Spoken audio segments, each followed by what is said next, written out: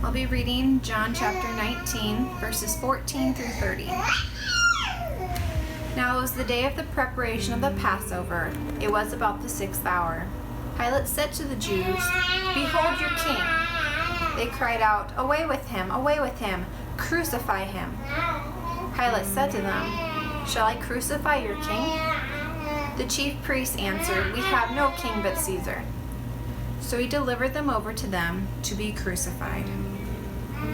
So they took Jesus, and he went out, bearing his own cross, to the place called the Place of the Skull, which in Aramaic is called Golgotha. There they crucified him, and with him 2 others, one on either side, and Jesus between them. Pilate also wrote an inscription and put it on the cross. It read, "Jesus of Nazareth, the King of the Jews." Many of the Jews read this inscription, for the place where Jesus was crucified was near the city, and it was written in Aramaic, in Latin, and in Greek. So the chief priests of the Jews said to Pilate, "Do not write the King of the Jews, but rather write, 'This man said, I am the King of the Jews.'" Pilate answered them, "What I have written, I have written."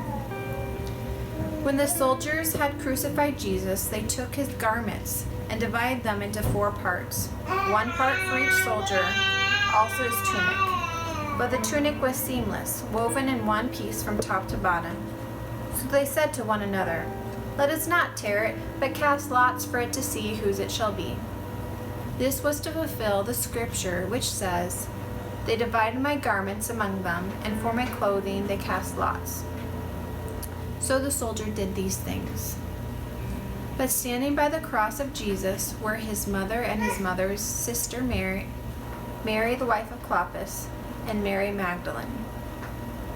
When Jesus saw his mother and the disciple whom he loved standing nearby, he said to his mother, "Woman, behold your son."